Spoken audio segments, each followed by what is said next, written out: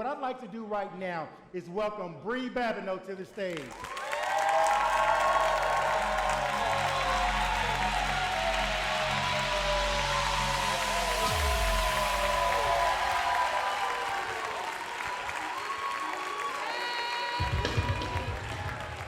How are you?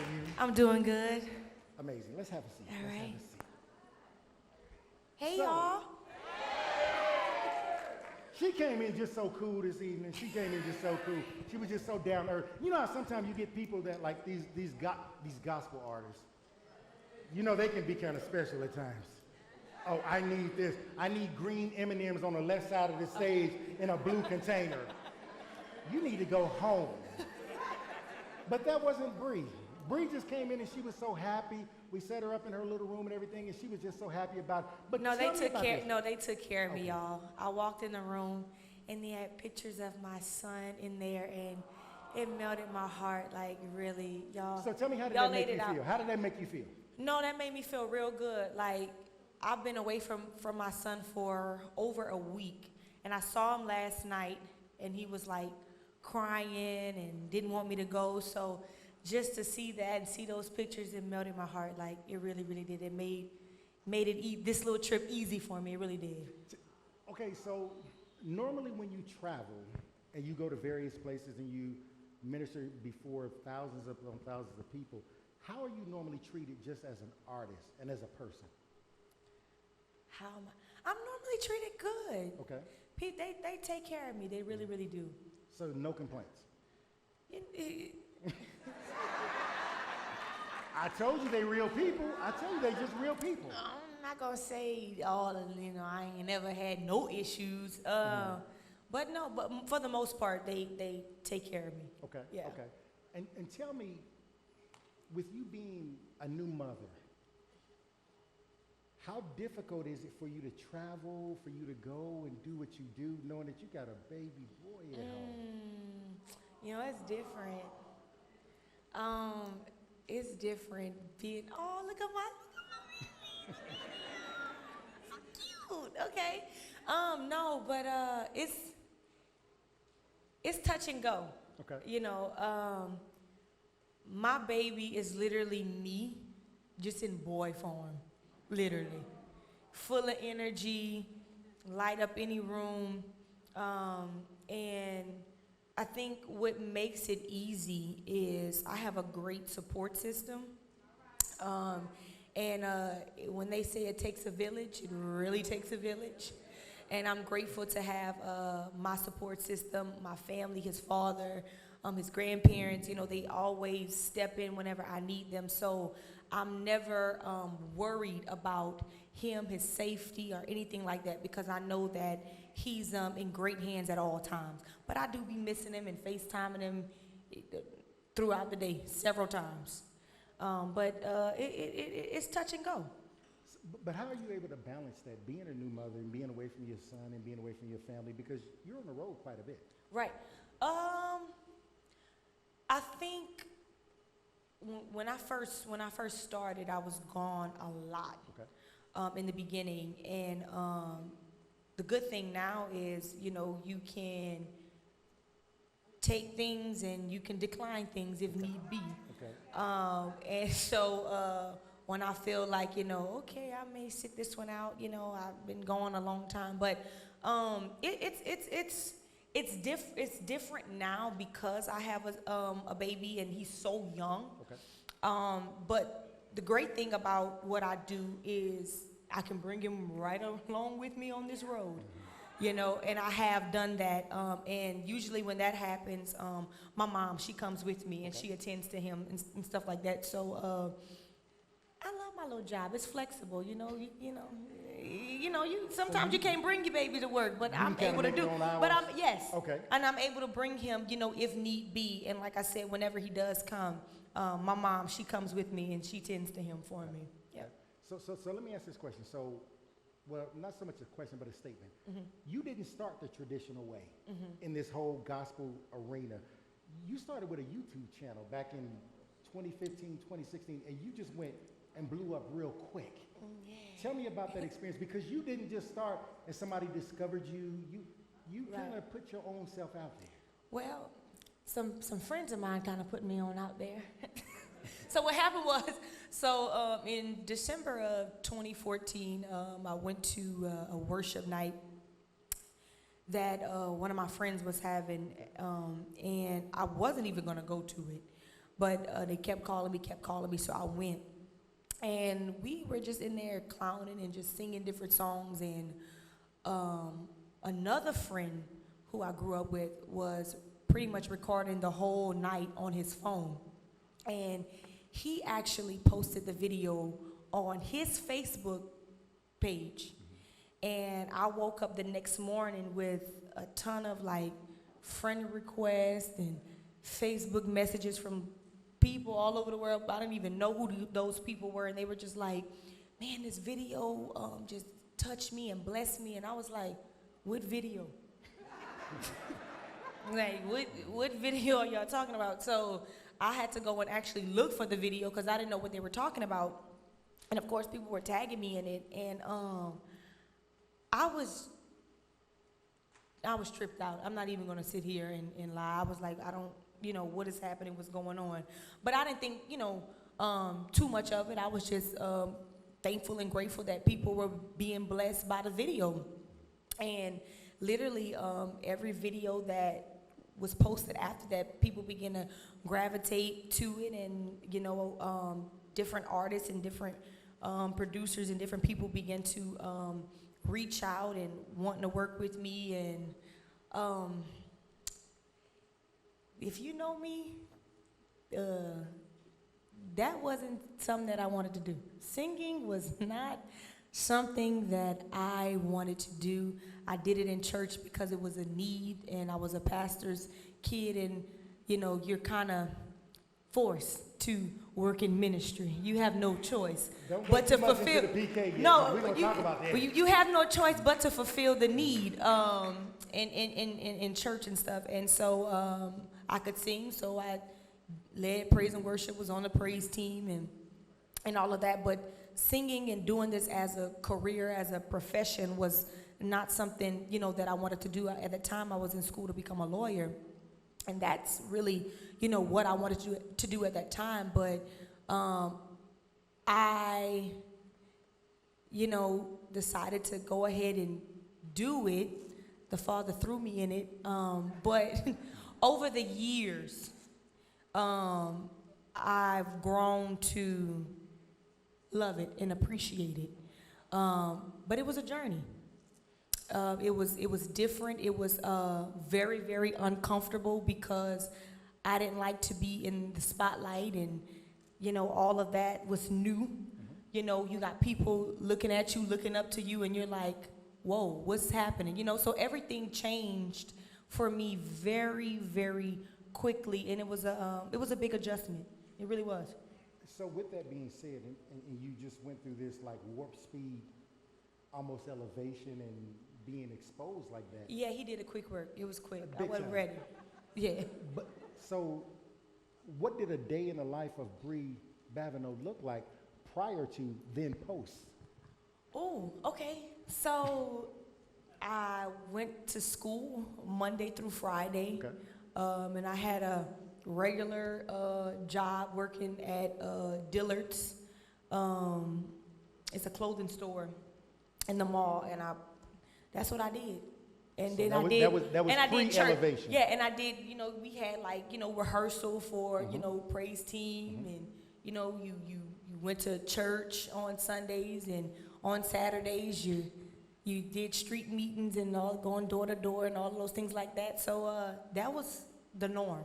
That was So then, all this blew up just real quick. Right. Overnight, you became what I would just call a sensation overnight. So once that happened, then how did things change with respects to just your normal routine? everything changed. Everything changed. Everybody knew me as the girl with the eyebrows and the girl who was sitting on the sofa in the living room. You the girl who's sitting on the sofa singing in the living room. Everything was different.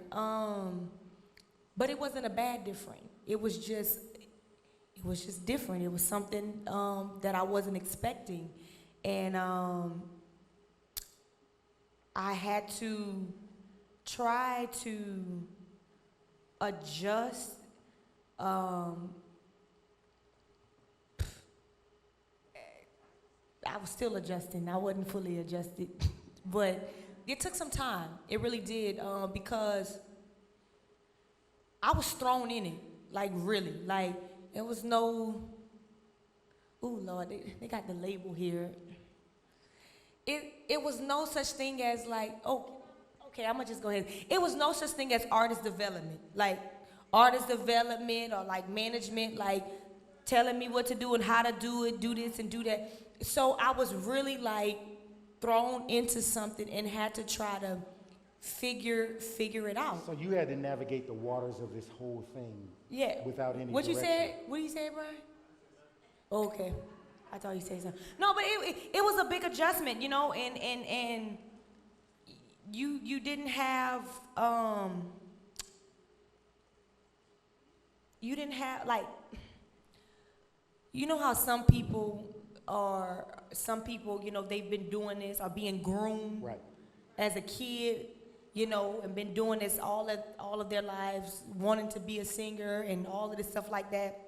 That wasn't me, you know. Like I wasn't like a Jacqueline Carr who had been preaching since she was 8 years old and singing and all that stuff like that, or a Corinne Hawthorne who was doing the different singing competitions and had aspirations to be that wasn't me. So I had to learn and figure out how to navigate this whole industry thing, this whole artist thing, you know, and it took some time. So where were the mentors? Who mentored you? And it was probably more your parents, kind of did some things, but where were your mentors at? Where they at? I'm still looking for them. You still looking for them? I'm waiting for them. Where y'all at? No, I didn't have, that's what I'm saying. So I didn't have like people, and y'all don't take this bad, but you know, I didn't have anybody taking me under their wing. So nobody took me under their wing and was like, come on, I'm gonna show you the rope, this is what we gonna, I didn't have that. So how does that make you feel knowing that you did this kind of on your own to a certain extent? Because I think, and I tell some people that I work with that sometimes the tow truck needs a tow truck. Mm-hmm. But who tows the tow truck when the tow truck breaks down?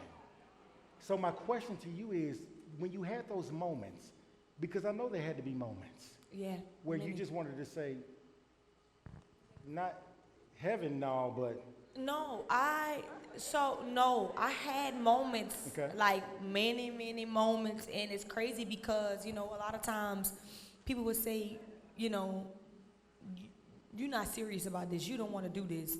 And it's not that I'm not serious about it or wasn't serious about it and didn't want to do it, it's that I didn't know what I was supposed to be doing.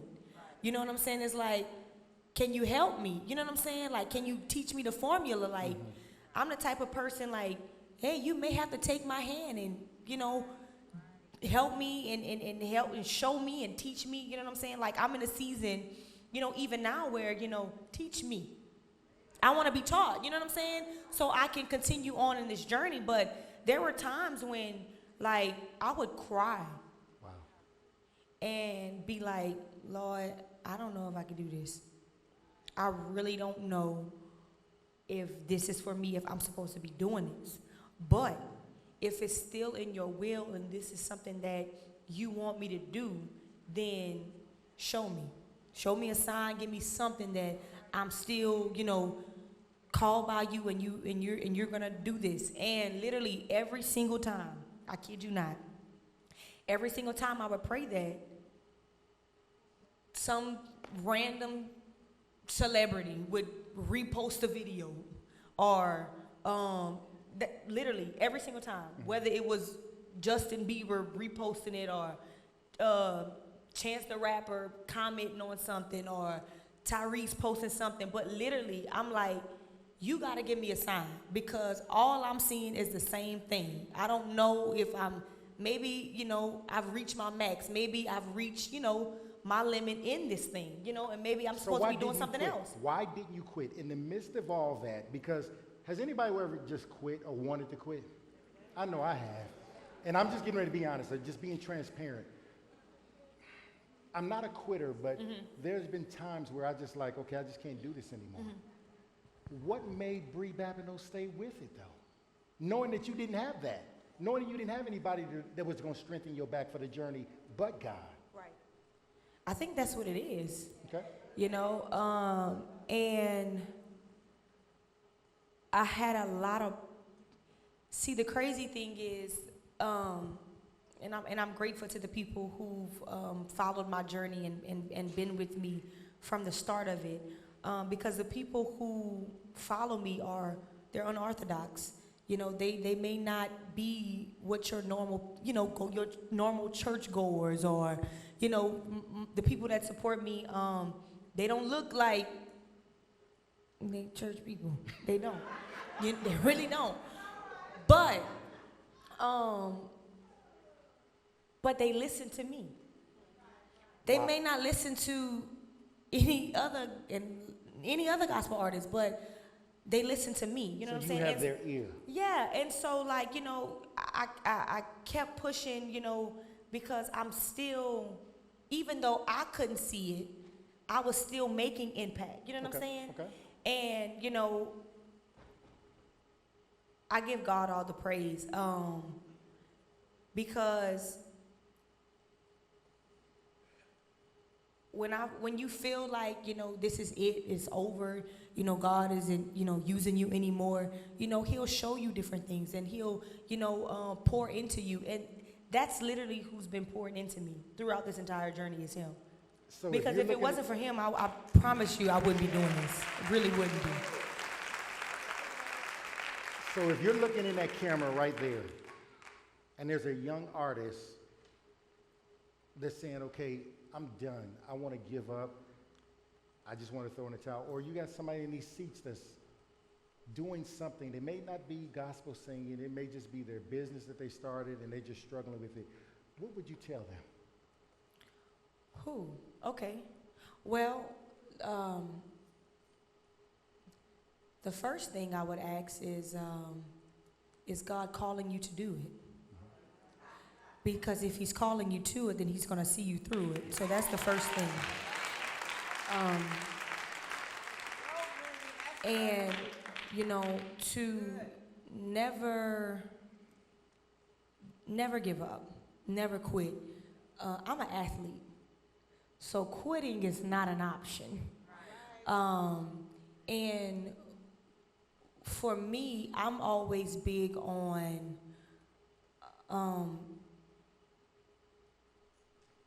hey, if God is calling me to this, like, I'm going to do this until you tell me to do something else. So if he's not telling you to do something else, then that means you got to just stay right in there.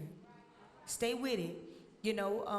Pray, get a great support team, people who can encourage you and strengthen you when you feel weak and you can't strengthen yourself.